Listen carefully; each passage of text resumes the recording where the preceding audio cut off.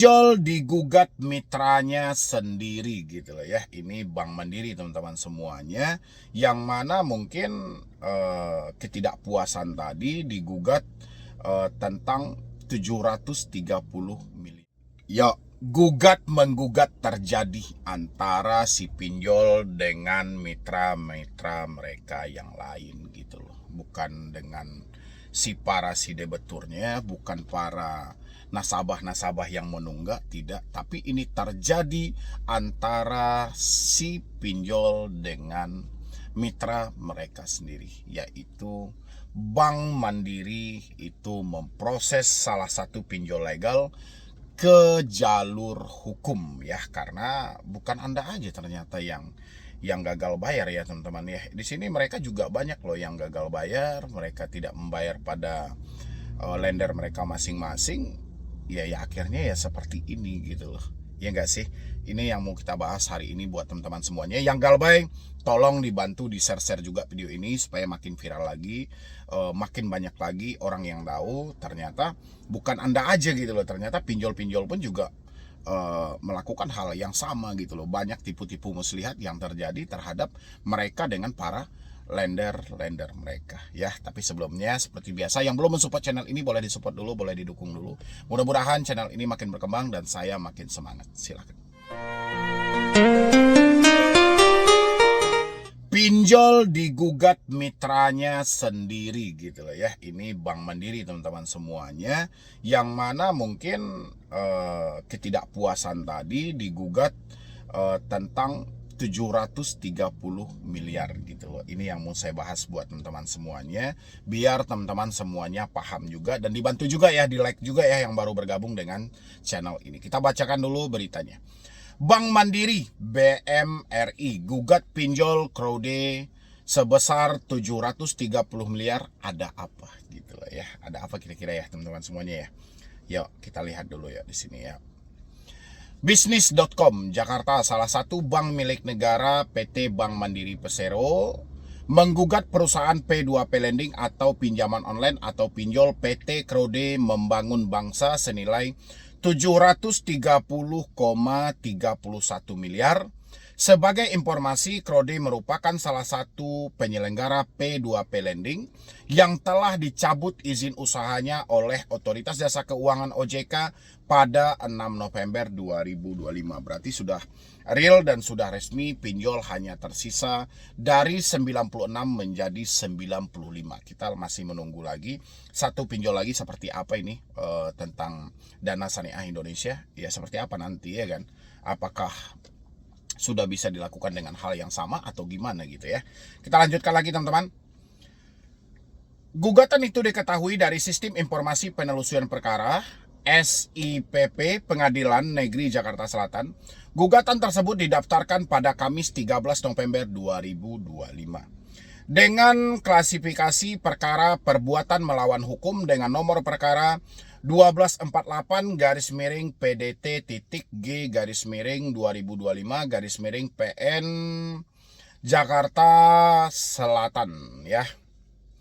Selain Krode, terdapat juga nama co-founder P2P Lending tersebut, Yohanes Sugi Tono Nugroho, yang menjadi pihak tergugat. Namun, petitum dari gugatan tersebut belum dapat ditampilkan. Sidang pertama dijadwalkan Kamis 27 November 2025 pukul 11 WIB hingga selesai. Jika ditelusuri dari SIPP PN Jaksel, sebelumnya bank dan logo pita emas tersebut pernah mendaftarkan gugatan kepada Krode dan co-founder pada Jumat 1 Agustus 2025. Namun gugatan tersebut dicabut pada Rabu 8 Oktober 2025. Apa yang terjadi ya? Kenapa digugat habis itu dicabut lagi gitu? Sekarang digugat lagi ya kan? Dalam petitum, dalam pokok perkara, gugatan yang dilayangkan sebelumnya itu, Bank Mandiri meminta pengadilan untuk menerima mengabulkan gugatan untuk seluruhnya dan menyatakan tergugat 1 dan tergugat 2 telah melakukan perbuatan melawan hukum.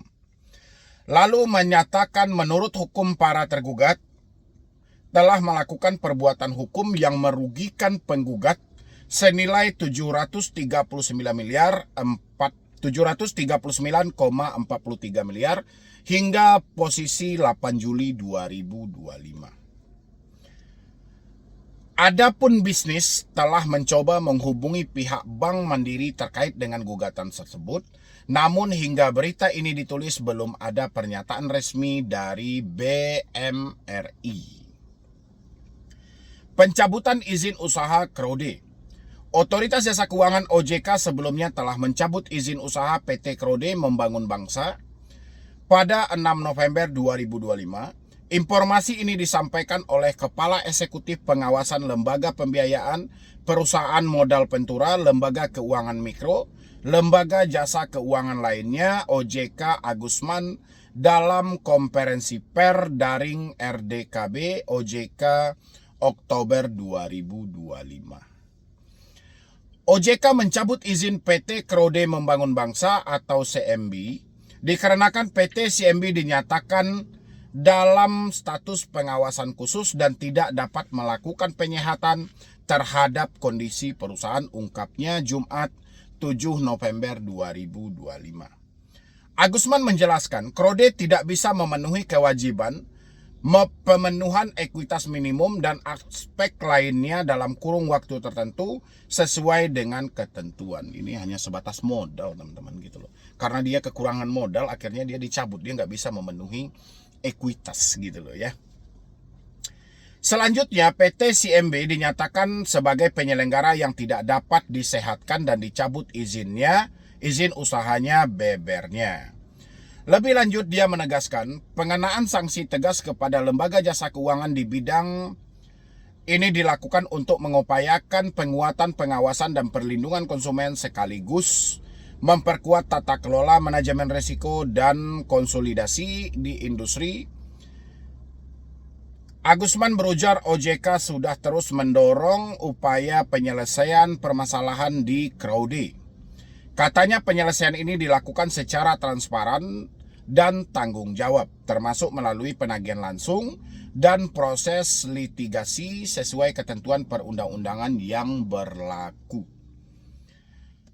OJK terus melakukan koordinasi dengan pemantauan secara ketat terhadap progres action plan, pengurus dan pemegang saham untuk mendukung penyelesaian permasalahan secara menyeluruh, ucapnya dalam lembaran jawaban RDK September 2025. Berdasarkan catatan bisnis pada Mei 2025, OJK terus mendorong Krode untuk melakukan upaya-upaya yang diperlukan untuk memastikan terpenuhinya hak para pemberi dana dan lender untuk berkelanjutan usaha.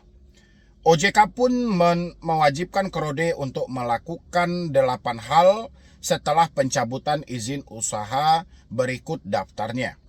Hal yang paling pertama disampaikan OJK adalah menghentikan seluruh kegiatan usaha sebagai penyelenggara pindar atau pinjaman daring, kecuali untuk melaksanakan hal-hal sesuai ketentuan undang-undang.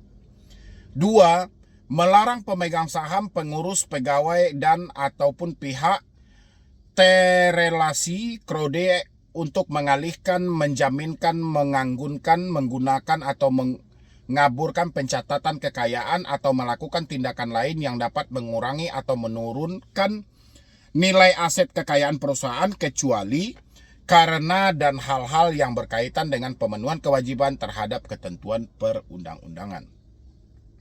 Untuk poin nomor 3, menyelesaikan hak dan kewajiban kepada lender, borrower, atau pihak-pihak lain sesuai ketentuan perundang-undangan. Yang keempat, menyelesaikan hak karyawan sesuai ketentuan di bidang ketenagakerjaan. Yang kelima, memberikan informasi secara jelas kepada lender, borrower, atau pihak-pihak lain yang berkepentingan mengenai mekanisme penyelesaian hak dan kewajiban. Yang keenam, menyelenggarakan paling lambat 30 hari kerja sejak tanggal pencabutan izin usaha ini untuk membentuk tim likuidasi dan pembubaran badan hukum Krode, serta menyusun dan menyampaikan itu poin nomor 7, menyelenggarakan paling lambat 30 hari kerja sejak tanggal pencabutan izin usaha untuk membentuk tim likuidasi, pembubaran badan hukum Krode, serta menyusun dan menyampaikan neraca penutupan kepada otoritas jasa keuangan sesuai ketentuan yang berlaku.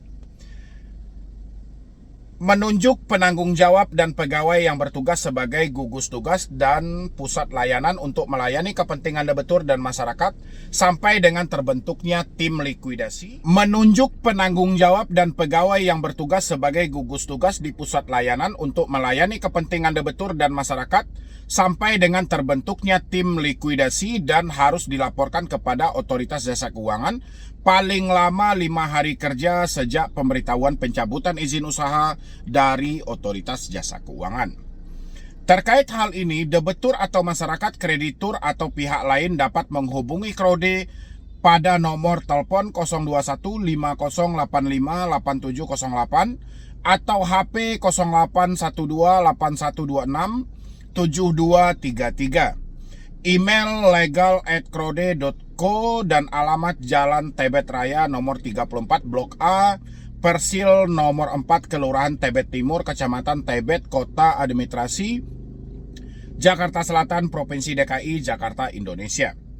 Melaksanakan kewajiban lainnya sesuai ketentuan perundang-undangan. Nah, kurang lebih seperti itulah teman-teman terjadinya saling menggugat antara si pihak bank sebagai lender dengan pihak pinjol. Pendapat teman-teman semuanya bagaimana? Isi di dalam kolom komentar. Ingat, 2 pinjol dalam bermasalah hari ini. Sisanya kita bungkus dulu menjadi 94 aja. Nggak usah kita bilangin 96 atau 95. 94, 2 masih dalam bermasalah. Dana Syariah Indonesia dengan Krode. Ya, isi pendapat teman-teman di kolom komentar. Jangan lupa di-share video ini sebanyak-banyaknya. Jadi sekian dulu dari saya, Medi Broni. Wassalam.